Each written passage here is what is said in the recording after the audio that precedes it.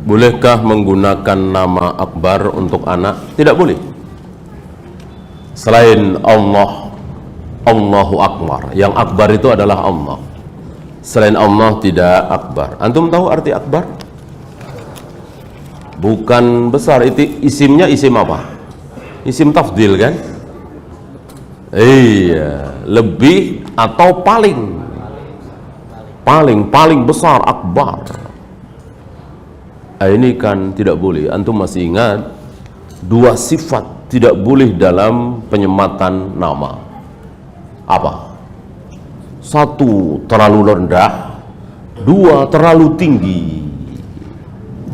Terlalu rendah. Namanya itu terlalu rendah. Ya.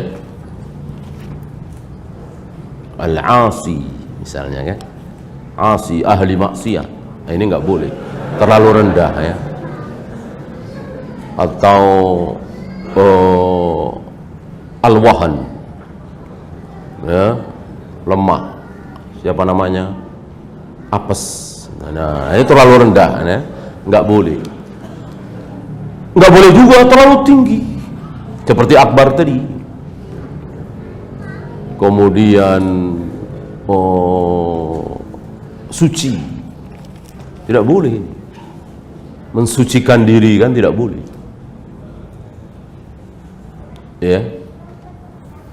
Takwa, iman, apalagi Islam itu kan ya bukan nama, sering dipakai sebagai nama. Nah, maka nama itu yang pertengahan, biasa-biasa saja. Nama Nabi, nama sahabat kan biasa-biasa. Ibrahim, Ismail, Adam, Yusuf, Umar, Utsman, Zubair, Tolha, ini kan biasa-biasa, nggak ada artinya, sederhana. Ambil nama-nama para nabi, para sahabat, orang-orang soleh itu ribuan, nggak usah ngarang sendiri, ya sudah ada, tinggal nyontek saja.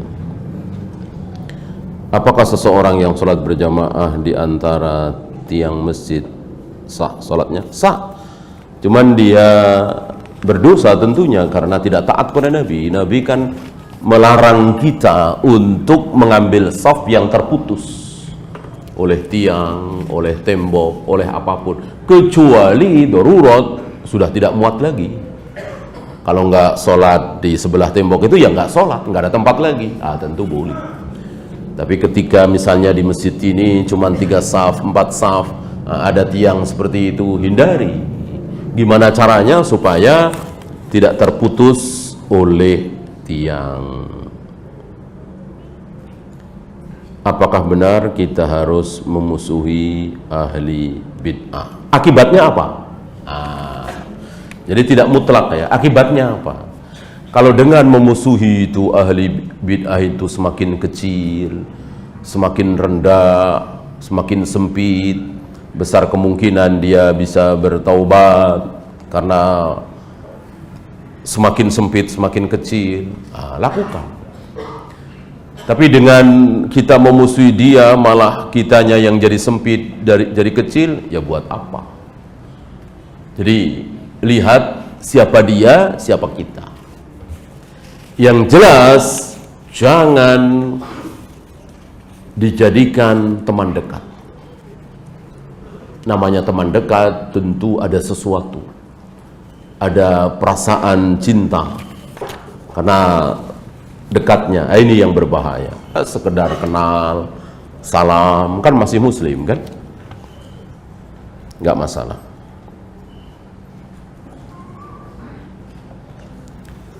Mereka telah lupa kepada Allah, maka Allah melupakan mereka. Apakah itu mensifati Allah dengan lupa? Ada sifat-sifat Allah yang diakibatkan oleh sifat manusia. Bukan cuma lupa. Lupa masih mending ya. Apalagi tipu daya. Tipu daya. Bahkan ada lebih dasar lagi apa? Menipu. Kan buruk kan menipu. Ya. Wallahu khadi'uhum Allah menipu mereka. Kenapa? Karena mereka mau menipu Allah dan Rasulnya. Lihat awal-awal surat Al-Baqarah, kemudian surat Al-Munafikun, kan begitu ya. Mereka ingin menipu Allah dan orang-orang yang beriman. Sebetulnya Allah yang menipu mereka gitu. Jadi tidak bisa dikatakan Allah penipu dong, Allah pelupa dong, Allah membuat tipu daya, suka bikin tipu daya. Nggak bisa. Bukan Allah yang memulai. Yang memulai musuh-musuh Allah. Maka mensifati Allah dengan lupa ya nggak tepat gitu ya. Beda dengan Allah tinggi, Allah sombong, Allah melihat, Allah mendengar. Ini kan bukan karena apa-apa, tidak ada sebabnya. Kalau tadi ada sebabnya, ada yang memulai duluan. Jika ada dua pendapat yang sama-sama kuat, bolehkah kita mengamalkan dua pendapat tersebut? Sama-sama kuat kata siapa? Sama-sama kuat, mengatakan sama-sama kuat berarti dia telah meneliti, ya kan? Berarti dia telah meneliti. Atau mungkin dia nggak bisa mentarjih gitu. Sama-sama kuat, maka dia mengatakan sama-sama kuat, nggak bisa mentarjih, nggak bisa memilih di antara dua pendapat. Kalau dia bisa mentarjih, bisa memilih, ya tentu akan mengatakan pendapat pertama ini lebih kuat dari pendapat kedua. Pendapat Syahalbani turun sujud dengkul dulu lebih kuat dari pendapat Syekh Utsaimin misalnya, atau sebaliknya ya. Berarti dia bisa mentarjih. Mengatakan sama-sama kuat berarti dia tidak bisa mentarjih ya. Maka tidak bisa jawaban satu jawaban dari pertanyaan tadi, tidak bisa. Apakah seorang akan mendapatkan pahala dengan amalan yang dilakukan tetapi tidak mengetahui keutamaan amalan tersebut? Dapat. Yang penting dia tahu bahwa ini sunnah. Adapun keutamaannya apa dia nggak tahu, nggak masalah, tetap dia dapat. Dia nggak tahu keutamaan qobliyah subuh, dia sholat qobliyah subuh, dapat dunia seisinya apa tidak? Dapat. Dia tidak tahu kalau umroh di bulan Ramadan itu keutamaannya seperti haji bersama Rasulullah SAW. Dia umroh di bulan Ramadan dan dia tahu ini sunnah. Keutamaannya apa dia nggak tahu. Apakah dia akan mendapatkan keutamaan haji bersama Nabi? Iya. Sama dengan keburukan. Dia tidak tahu kalau mencuri itu dipotong tangannya. Taunya mencuri itu ya dosa gitu aja. Nggak tahu dipotong tangannya. Dia mencuri, ya, ketahuan.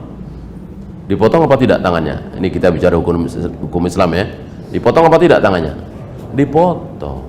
Ya, nggak bisa dia berkelit. Saya kan belum tahu kalau dipotong.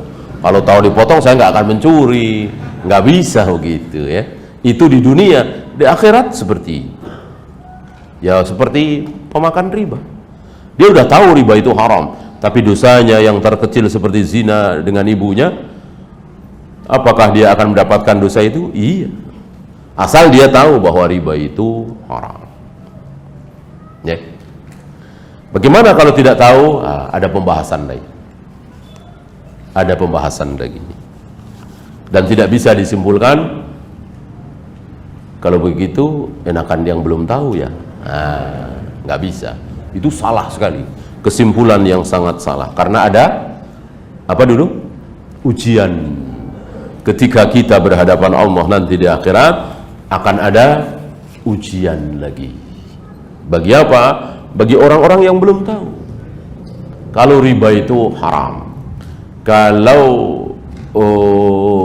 memanggil-manggil kepada orang yang sudah mati itu syirik haram, dan belum sampai dakwah, belum sampai hujjah, nanti akan ada ujian lagi, dan itu mengerikan sekali.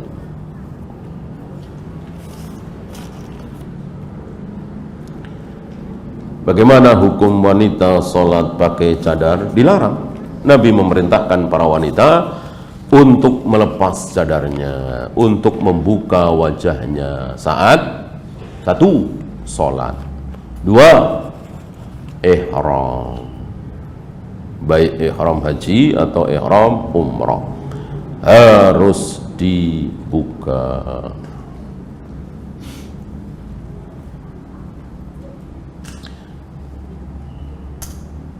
Apakah benar bahwa Imam Syafi'i pernah berkata bahwa berlaku sombong kepada orang yang sombong yang menolak kebenaran adalah sedekah?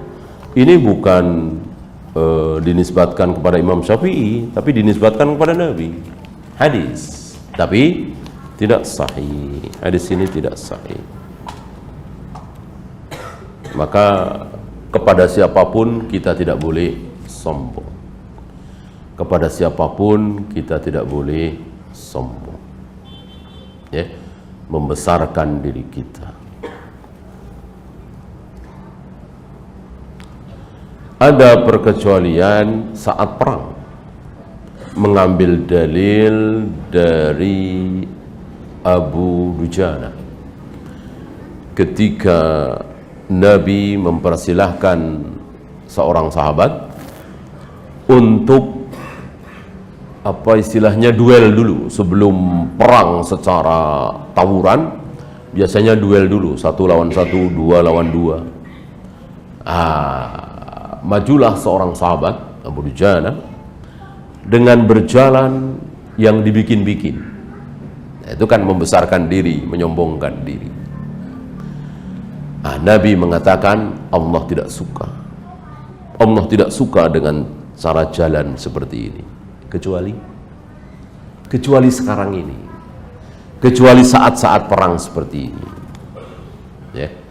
Berarti dalam perang ada yang tadinya haram menjadi halal, berbohong, ngancem, berjalan dengan berlagak sombong tadi, kemudian memakai sutra. Laki-laki pakai sutra boleh dalam peperangan. Kemudian berbohong tadi, ya, berbohong yang tujuannya untuk merendahkan musuh. Itu dilakukan oleh Khalid bin Walid saat Khalid bin Walid direndahkan oleh Panglima Romawi dengan mengatakan, Pak Panglima Romawi, kami tahu kenapa Anda kemari. Ini berarti Khalid membawa pasukan itu ke negeri Romawi, ke negeri yang dikuasai oleh Romawi. Jadi betul-betul menjajah, mendatangi, tidak didatangi, betul-betul aktif. Panglima Romawi ini mengatakan, kami tahu Anda datang kemari karena sesuatu, karena Anda ingin mencari sesuatu. Yang dimaksud harta. Ini direndahkan. Khalid dan para sahabat direndahkan. Oleh karena itu pulanglah Anda, dan setiap satu pasukan kami beri emas sekian, disebut situ, ya. Ini direndahkan, kan? Khalid menjawab dengan bohong, ya, tujuannya untuk merendahkan. Dan apa yang diucapkan Khalid ini diketahui oleh para sahabat, dan sahabat tidak ada yang mengkritik Khalid, menasihati Khalid, padahal berbohong. Khalid mengatakan, Anda salah, Anda salah. Anda mengatakan bahwa kami kesini karena butuh sesuatu, karena lapar. Salah. Yang benar, kami bukan kelaparan, tapi kami kehausan. Kami ini haus, dan kami ini biasa minum darah. Itu kan bohong ini, kan? Ya itulah perang, ya. Dan kami dengar orang-orang Romawi itu darahnya manis-manis. Itu, ya. Jadi sebetulnya kami kesini mau minum darah Anda dan pasukannya. Tentu ini bohong, ya, untuk merendahkan. Dan ini sampai kepada para sahabat, semuanya diam. Nah, ada sesuatu yang berbeda antara perang dengan bukan perang. Wallahu a'lam. Ya, itu saja. Subhanakallahumma bihamdika asyhadu an la ilaha illa anta astaghfiruka wa atubu ilaik. Assalamualaikum warahmatullahi wabarakatuh.